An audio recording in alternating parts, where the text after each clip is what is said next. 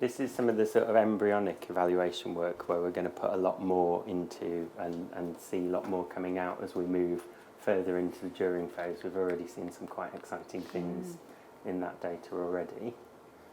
Anyone got any questions?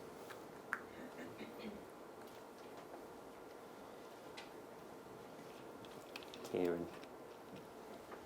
So, I was wondering how you would deal with some of those responses from staff who say that there is no gap actually in my department. Like, do you actually counter them whenever you're doing the actual data collection, or are you trying to sort of keep that sort of relationship of the researcher and the researched, and then they'll find out when you actually give your findings? Well, Emma, if you just put it back up onto... Which one? Just put it full screen and put it onto the third slide. I think this is, in the first instance, what I certainly have to remember working with engineers is that I'm a sociologist of education. Some of these theories and ideas automatically just sort of trip off the tongue and I end up speaking in a language that relates to them. They work in a different way, and what they want to know, and what many people want to know for that sort of theory of who we're trying to work for here is the busy but diligent personal tutor, is what's going to have the most impact. And that's where we have to deconstruct some of the sort of myths and narratives around what might... So before we even get to doing the slightly meatier stuff at the back end, this is where this graph's quite useful, because one of the common misconceptions about the attainment gap was that this was somebody else's problem, because actually it's about attainment. So if the WP staff that are going out into schools start doing more and start targeting these students earlier, if they, if we get, even if that's not the case, if the student body is more diverse, then that'll fix belonging, because everyone will feel like they fit in more, because the institution will start to look a bit more like them. And it's breaking down in hard data some of these exercises, which is not to go, there's an acceptable gap, but it's to say, well, okay, we'll do some data crunching for you and we'll help you understand what the gap is. And now we've got you through the very quantitative understanding that actually the gap's there, it needs a bit more sophisticated logic.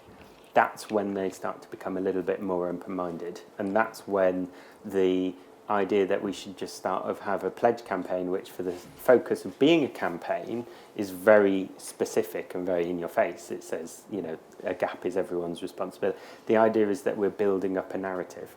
And then once we've built up a narrative, we're taking people on a journey which gets them more to this deeply reflective, who am I, what am I doing, how am I shaping my practice. And this is where it becomes interesting in terms of if we can stimulate more people to do that, we can think differently about things like how people approach their HEA accreditations and commenting on widening participation, which was one of the things me and Kay were very keen to see doing, in the sense that when Kay was talking about the portfolios that she marks, the WP elements are coming across very much as I went out into the school and I did this thing.